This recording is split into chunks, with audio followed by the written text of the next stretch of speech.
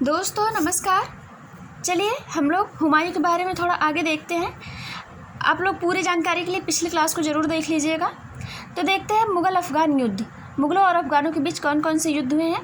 पहला युद्ध है दोहरिया का युद्ध, जो अगस्त 1532 ईस्वी में हुआ।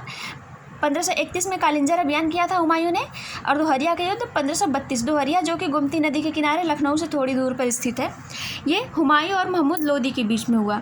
हुमायूं और महमूद लोदी के बीच में हुआ, जिसमें जीत हुमायूं की होती है। फिर अगला युद्ध है चौसा के युद्ध, जो 26 जून 1539 को हुमायूं और शेरशाह के बीच में हुआ, जिसमें शेरशाह की जीत होती है। तो 1532 से लेकर 39, मतलब इस बीच में हुमायूं ने क्या किया।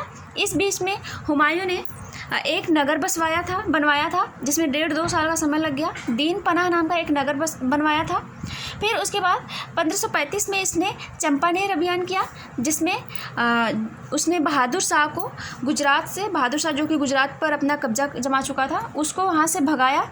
और अंततः 1538 में बहादुर शाह के पुर्तगालियों के जहाज़ में एक लड़ाई हुई थी, जिसमें उसकी मृत्यु हो गई।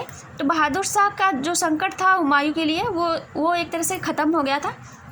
फिर 1538 में इधर बहादुर शाह के और ये बिजी था। इधर शेर खां, पूरब में शेर खां कलकत्ता की राजधानी उस टाइम गौड़ हुआ करती थी, उस पर अपना कब्जा जमा लिया था। तो उस टाइम जो भी बंगाल के शासक थे, उसने हुमायूं से मदद मांगी। तो हुमायूं की मदद से हुमायूं ने बंगाल को जीत लिया, और वहाँ से उसको शेर खां को मार के भगा दिया। शेर खां ने फिर वहाँ जो गौड़ था, उसमें उसकी जीत के दौरान वहाँ पर इतनी मृत्यु हुई थी जिसकी वजह से हुमायूं ने गौड़ का नाम बदलकर जन्नताबाद कर दिया था। जन्नताबाद किसका नाम किया था? गौड़ का।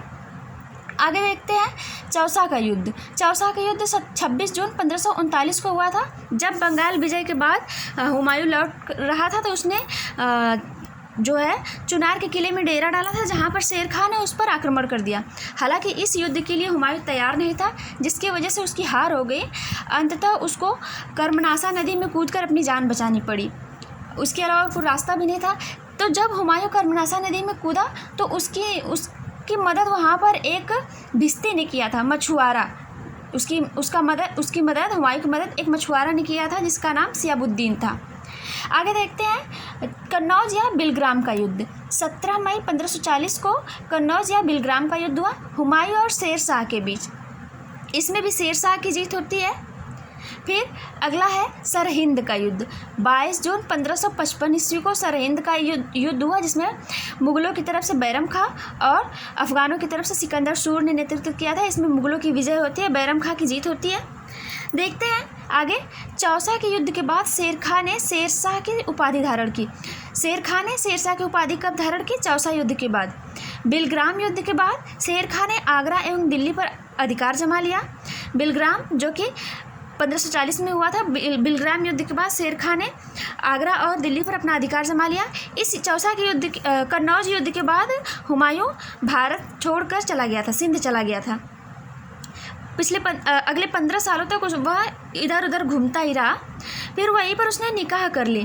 फारसवासी सिया मीर बाबा दोस्त उर्फ मीर अली अकबर जामी की पुत्री हमीदा बानो बेगम से 29 अगस्त 1541 को निकाह कर लिया। हुमायूं ने हमीदा बानो बेगम से 29 अगस्त 1541 को निकाह कर लिया। इन्हीं से इनका जो पुत्र है सम्राट अकबर जन्म हुआ। हमीदा से महान सम्राट अकबर का जन्म हुआ। इनकी मृत्यु देख लेते हैं। मृत्यु कब हुई? मृत्यु 1 जनवरी 1556 ईस्वी को दीन पनाह भवन में स्थित पुस्तकालय की सीढ़ियों से गिरने के कारण हुई। जो शहर इन्होंने बसवाया था, वहीं पर एक पुस्तकालय भी बनवाया था, जिसकी सीढ़ियों से गिरकर इनकी अंततः मृत्यु हो गई। आगे कुछ और देख लेते हैं। हुमायूं ज्योतिष में विश्वास रखता था, इसलिए उसने सप्ताह में 7 दिन 7 रंग के कपड़े पहनने के नियम बनाए थे। इन्होंने मतलब ये बताया था कि इस दिन ये कपड़ा पहने, उस दिन ये कपड़ा पहने, कुछ ऐसा इनका मानना था। हुमायूं ने 1533 में दिल्ली के निकट दीन पनाह नामक नगर बनवाया था। मैंने पहले ही आपको बताया है कि हुमायूं ने 1533 ईस्वी में दिल्ली के निकट दीन पनाह नाम का नगर बनवाया था। एक कोटेशन है, देख लेते हैं, शायद एग्जाम में पूछ सकता है। पूछ सकता है वैसे। लेन पुल के अनुसार हुमायूं जिस प्रकार तमाम जिंदगी गिरता पड़ता रहा, उसी प्रकार गिरते पड़ते वह इस दुनिया से चला गया। लेन पुल ने क्या किया? पुल आप लोग एक ट्रिक से याद कर सकते हैं, पुल जो है गिरता पड़ता रहता है, तो इन्होंने भी कहा हुमायूं जिस प्रकार तमाम जिंदगी गिरता पड़ता रहा, उसी प्रकार गिरते पड़ते वह इस दुनिया से चला गया। आगे देखते हैं एक दिन का राजा। एक दिन का राजा, जब वो सियाबुद्दीन ने इनकी नदी से निकलने में मदद की थी, तो इन्होंने खुश होकर उसे एक दिन का राजा बना दिया था। तो एक दिन का राजा बनकर ये सोचा अब क्या किया जाए, कुछ अच्छा काम किया जाए जिससे इतिहास में इनको पढ़ा जाए। तो इन्होंने चमड़े का सिक्का चलाया। सियाबुद्दीन ने क्या चलाया? चमड़े का सिक्का। क्वेश्चन यहाँ से बन सकता है कि एक दिन का राजा कौन था और चमड़े का सिक्का कौन चलाया था? तो एक दिन का राजा सियाबुद्दीन, इसने चमड़े का सिक्का चलाया था। आगे देख लेते हैं हुमायूं ने कुछ और काम किया। हुमायूं ने दिल्ली में मीना बाज़ार की शुरुआत की तथा मदरसा-ए-बेगम विद्यालय खुलवाया था। मीना बाज़ार जो कि दिल्ली में है, सभी लोग जानते हैं, हुमायूं ने बनवाया है, और मदरसा-ए-बेगम विद्यालय खुलवाया था। इनका मकबरा इनकी पत्नी हाजी बेगम ने दिल्ली में बनवाया है। इनकी बहुत सारी पत्नी हैं, कई पत्नियां हैं। पहले के राजा बहुत सारे विवाह करते हैं, जिसमें एक हाजी बेगम भी है जिन्हें बेगा बेगम के नाम से जाना जाता है। दिल्ली में बनवाया है। इसका एक खासियत है कि इसका गुंबद जो है पूरा संगमरमर से, सफ़ेद संगमरमर से बना हुआ है। तो आप लोगों को हुमायूं के बारे में ये जानकारी कैसी लगी, इसके बारे में आप लोग ज़रूर बताइएगा। अगर वीडियो अच्छा लगा हो तो प्लीज़ लाइक करें। Thank you.